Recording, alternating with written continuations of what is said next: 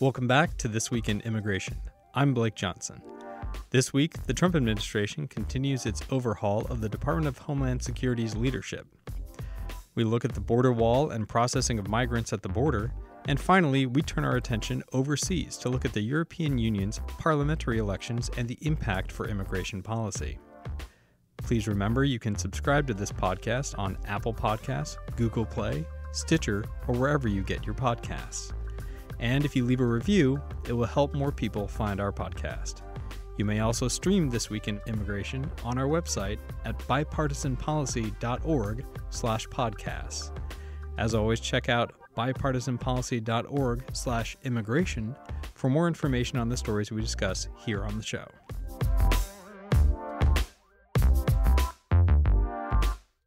And with that, we're joined in studio today by Theresa Cardinal Brown, BPC's Director of Immigration and Cross-Border Policy, and very active on Twitter under BPC_T Brown. Morning, Theresa. Good morning, Blake. Good to be here. And also in studio, we have BPC's Senior Policy Analyst, Cris Ramón. Hey, Cris. Hey, Blake. How's it going? Good. And where can people find you on Twitter? At CRamonBPC. Great. Let's look at the latest issues going on with the Department of Homeland Security. The Trump administration earlier this week is pushing out Lee Francis Cisna, the Director of U.S. Citizenship and Immigration Services, and the president is considering replacing him with former Virginia Attorney General Ken Cuccinelli. This decision marks the latest high-profile removal of a major DHS official and an overhaul of the agency's leadership that began earlier this year with the firing of former DHS Secretary Kirstjen Nielsen. While Cuccinelli is seen as a hardliner on immigration, the decision received criticism from immigration restrictionist groups who supported Cisna's efforts to restrict legal immigration into the United States, with many stating that Ken Cuccinelli did not have the legal expertise to complete Cisna's work. So I want to just sort of hop in and ask a couple questions about this to sort of see where the administration is going. So, Theresa, what prompted President Trump's decision to fire Cisna? We heard reports that the president and immigration hardliners in the administration wanted to fire him earlier this year, but did not move forward with that decision due to pressure from congressional Republicans and immigration restrictionist groups that supported Cisna's work at USCIS. Yeah, this was a little bit of a head-scratcher. When Cisna was nominated for the position, he was widely supported by a lot of Republicans in Congress. He had worked on the Hill for Judiciary Chairman Senator Grassley from Iowa. He had been a long-term DHS employee, had worked at USCIS, and is an immigration law expert. He has worked in and around immigration law and policy for most of his career. I'd call him a technocrat. He knows all of the technical details of the law, its policies and implementations, and he was, in fact, probably the person nominated to run USCIS since its existence in 2003 with the most immigration background. Most of his predecessors had been lawyers, but not necessarily immigration lawyers. And he also had tended toward the sort of implement the law as written side, something that a lot of immigration restrictionist groups had hoped for. So he was very much championed by them. In his time as USCIS director, he has also overseen a number of policy changes, adjudicatory changes, and some regulatory changes that have curtailed, frankly, legal immigration, have stretched out the timelines for cases to be decided, have changed how the order of H-1B processing to encourage more master's degree candidates, for example. There's been a 1/3 increase in the number of denials of new H-1B petitions, and naturalizations have slowed down significantly. So for those who support a reduction in immigration, he's been quietly but enormously effective. And yet, some higher profile things that the administration wanted USCIS to do, particularly implementing unilateral changes to how asylum decisions were made or pushing through the controversial public charge law, Cisna sort of stuck with his positions that those may be things that he couldn't do within the law as written. And that's, I think, irked some in the White House, particularly Stephen Miller, who sought his replacement with someone who they thought would be a little bit more pliable. I'd also say that Cisna was not somebody who was out there on TV a lot, touting the president's line. He was more of an internal game guy. And I think that probably in the end maybe hurt him a little bit when he wasn't seen as being out there as public as some other faces in supporting the president's policies. Yeah, and I think that that's really the key thing, is that so much of what he was doing was behind the scenes regulatory work or policy work. And for an administration that I think really values the optics and images, or at least being out there very publicly and defending what the administration is doing, or adopting policies that are very disruptive, not unlike, say, family separations, the travel ban, it might have been in some ways a mismatch of terms of what Cisna was doing and maybe what the president's, the individuals who are advising him on immigration, like Stephen Miller, wanted, and maybe wanted a different direction that way. So I think that that's really important to know, that he was playing an inside game for an administration that really values visuals and optics and disruptive policies. Yeah, I would say that I believe that for the most part, probably Cisna was aligned philosophically with this administration fairly well, but maybe different tactics. And at the end of the day, that probably wasn't enough. Was he missing a big advocate or something inside the White House for him? Well, that's an interesting question.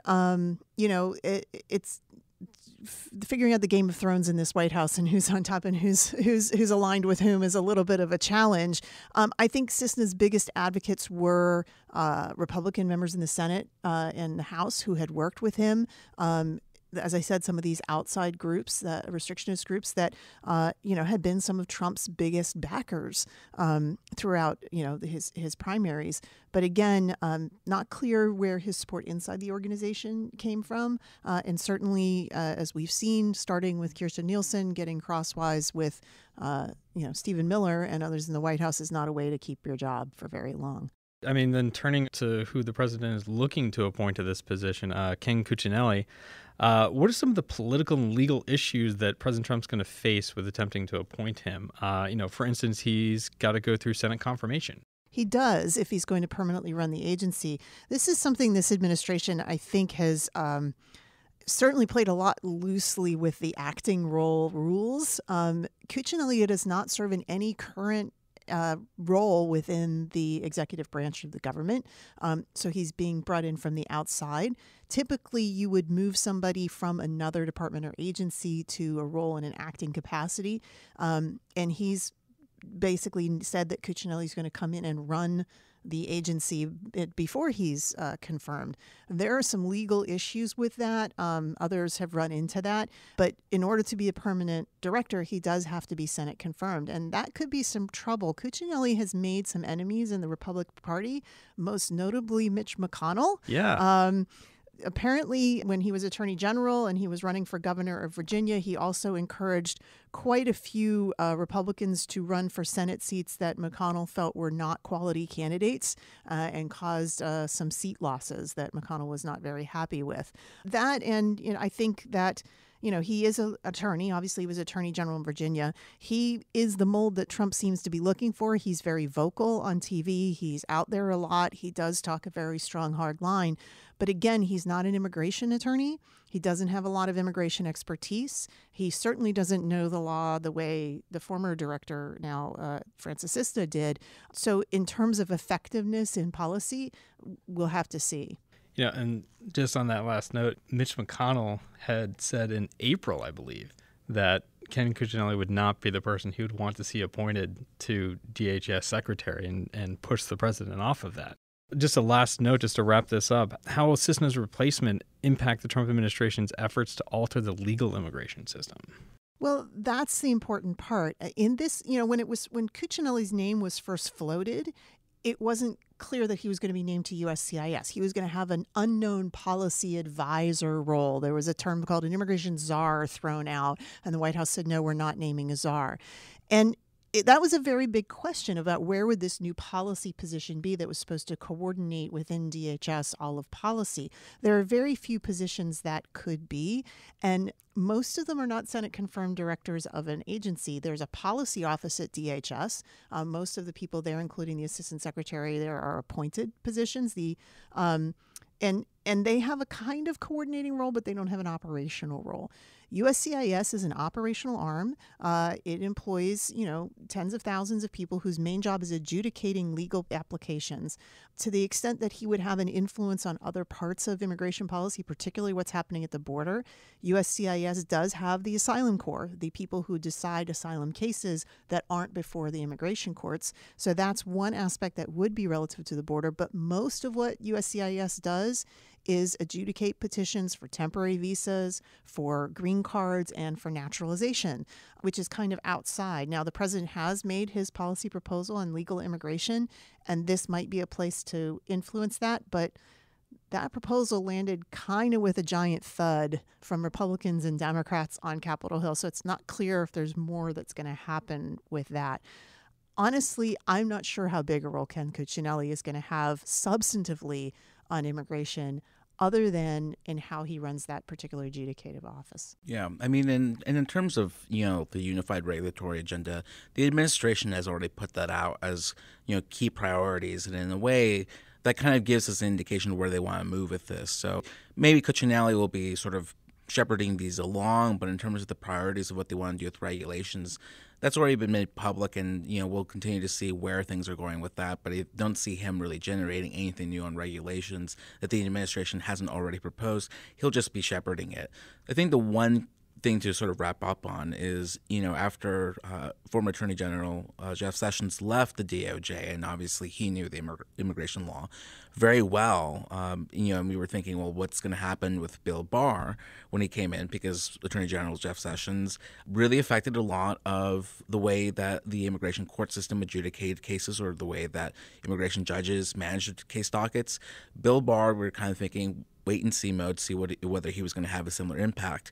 Initially, we weren't seeing that, but we're starting to see Bill Barr starting to have a greater impact on the way the immigration court system is being run and the type of cases that he's starting to refer himself.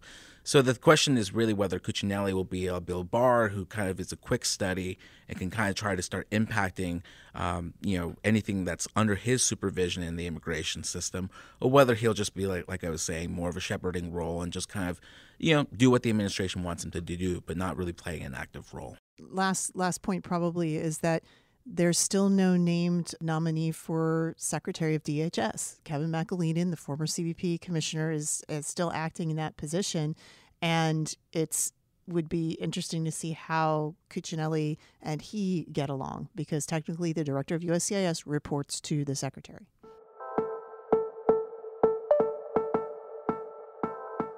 Let's turn now to news about border security and the Trump administration's efforts along the U.S.-Mexico border.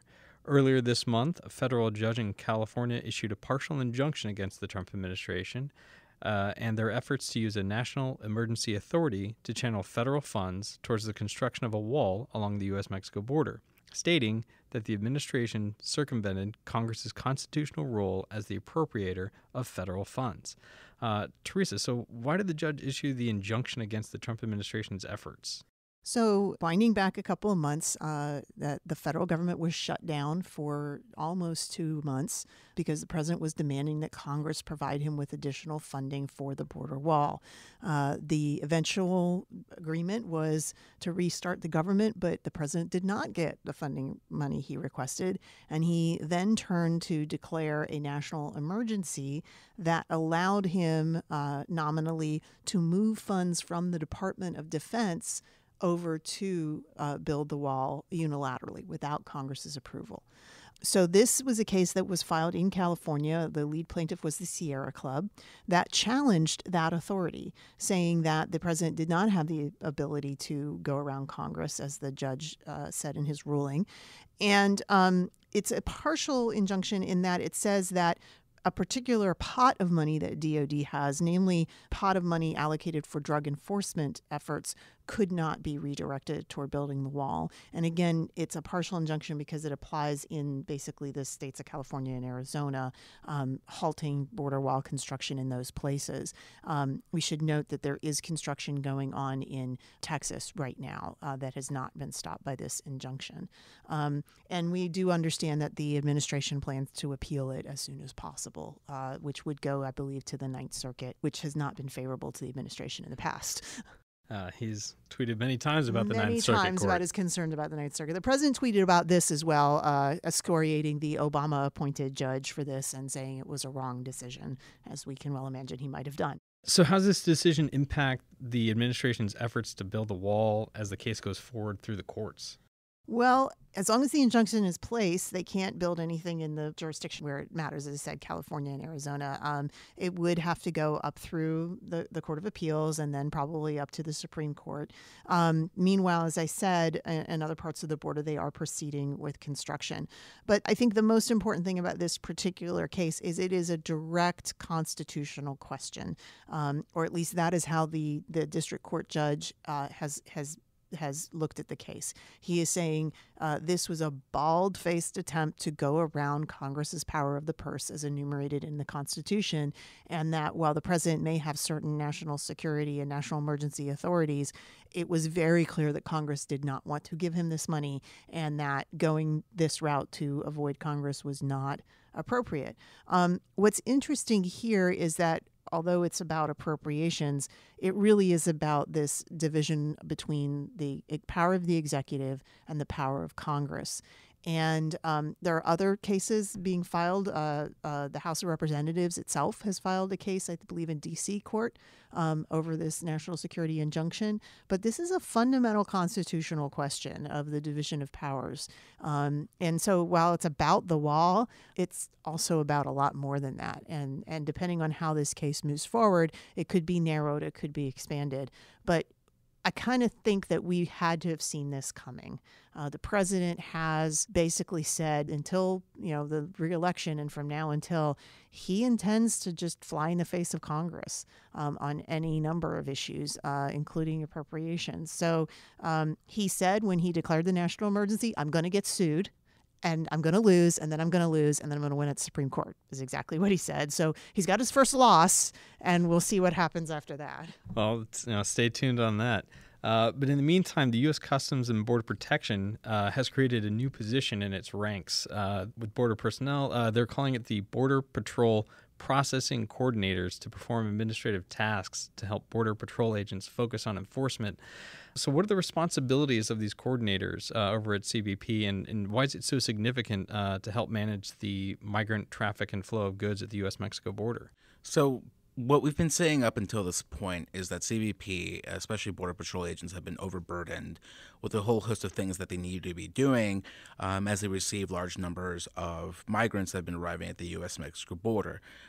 This includes some, things as basic as providing diapers and care and feeding to these families, to driving trucks, to trying to maintain, obviously, their obligations to enforce the nation's immigration laws at the border. And so in response, I think this position is really trying to sort of alleviate some of that pressure by providing some additional administrative and sort of technical support for Border Patrol agents so they can just simply focus on their national security and law enforcement mission. So at least as my understanding is that some of this will be these individuals will be driving trucks, providing some transportation support, as well as some back-end office administrative support for these offices. So I think that that's really the core idea, is that this is going to be complementing and alleviating a lot of the work that CBP Border Patrol agents have been doing, and sort of taking that off their backs so they can continue and refocus on what they've been meaning to do for a long time, which is focusing largely on law enforcement. Well, this has to do with the change in the migrant flow too. Is that the different types of people who are arriving at the border? Normally we were focused on working age men. Now we're seeing entire families coming across, and Border Patrol isn't qualified to do that. Two things to understand. Traditionally, Border Patrol agents have had essentially one classification in the government job classification system. And Border Patrol agents went through Border Patrol Academy, law enforcement officers, sworn badge carriers, have done every job. So yes, they're out on the line and they are apprehending migrants, and then they take them back to the station, and they're responsible for collecting their personal property, for ensuring their care and safety, and then, typing up their case in the system and interviewing them and processing every piece of that for that migrant until the end of their shift. And then the next day they go back out again. what I think the flow that we've seen right now, first of all, as you mentioned, this particular group of individuals who are coming require a lot more time on that processing. First of all, they're turning themselves in mostly. So the time the agents spend on the border is actually small compared to what it used to be, because they don't have to go find them and catch them. They're coming to them. They literally come to the border and say, and look for the closest Border Patrol agent and say, I want to turn myself in.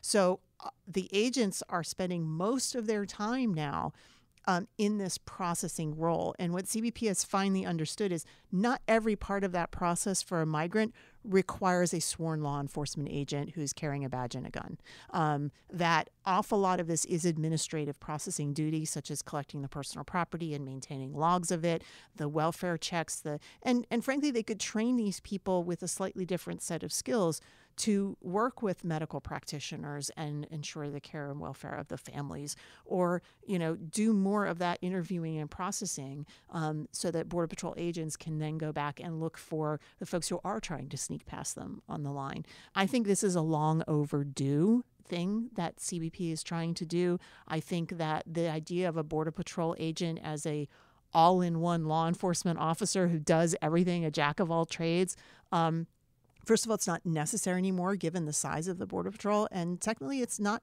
probably very efficient or cost effective. So if this is another classification that can be used, can help alleviate that, I think that's probably more efficient for the agency and department overall. And you can have a dedicated cadre of people whose job isn't to go out on the border and apprehend immigrants, but to stay in the office and take some of that responsibility off the agents. Along this line, are there other opportunities for CBP to diversify its work staff? Certainly there are other things that they could do. I mean, one of the things that Border Patrol has not done that Congress has asked for repeatedly is to give them a workforce allocation model, which lays out all of the job duties and the classifications and how many people are needed to do that, to justify the numbers of people they're asking for each year. The Office of Field Operations, OFO, the people who are at the ports of entry, developed this workforce allocation model several years ago. In fact, when the acting commissioner, Kevin McAleenan, was head of OFO, they developed this workforce allocation model, and it really helped the appropriators in Congress understand how many CBP officers are needed to do the job. They have been asking for this of Border Patrol for many years, and Border Patrol has not yet provided it. And so I think this is an opportunity for Border Patrol to really dig in and do that kind of analysis and figure out what jobs really require agents, what jobs might require a law enforcement officer who's not an agent, and what jobs, frankly, either could be contracted out or could be an office administration type personnel. Now, to get to those sorts of changes, though, the shifts at the top that the Trump administration is doing right now, do you see that as a barrier to getting these developments, or is this something that the staff level would be able to work on? Normally, this would be the purview of the management office at CBP, and it's very interesting to me that the acting head of CBP right now was previously the chief operating officer for CBP. In other words, he was the one that did the budgets and the funding and the mechanics. And so he is probably the right person to be doing this, looking at this, and he might push that through. I never underestimate the power of the political to invade the agencies, as we talked about at the top of this show. But I think this is something that makes operational sense for the agency and absolutely should be looked at. The biggest obstacle will be getting Congress to go along. They have to. There has to be authorizing language to authorize a different cadre of positions within CBP, and then funding to do that. But the Congress has in the past shown itself amenable when CBP makes the right case to them, and I think this is incumbent on them now to make that case. Yeah, and I mean, what we've been saying, obviously, with the last set of appropriations is that there has been a recognition that CBP needs a great deal of support to be able to do its mission. There's been the appropriation set aside funding for humanitarian support for the agency, and so I think that maybe the appropriators in Congress do recognize the need for this. It goes back to the question of whether CBP can develop a plan to be able to show this. But I think that maybe the last thing to really note, though, is that obviously there's only so much that CBP can do. And I think that if you're going to have a coordinated, holistic response to what's happening at the border, you need to be able to bring in other agencies to to be able to provide that. Ultimately, CBP is a law enforcement agency, and sometimes it's better to have agencies within the government that can, deal with vulnerable populations like HHS or, among other agencies, to be able to provide that support that we're the ones who we should be bringing in to do that. Yeah, this is probably a necessary but not nearly sufficient thing. And it's also worth noting that this position would not come into being until the earliest 2020 because it would have to go through all of those steps. Like I said, I think it's a good thing for CBP to be looking at this and doing it. This isn't a magic bullet. It's a tiny blip on the overall needs down there. And as Cris said, probably the number one thing they need to figure out is how they're going to deal with the humanitarian issues at the border. And that probably isn't going to fall within CBP's lap. That really needs some other help from some agencies that are more accustomed and prepared to deal with it.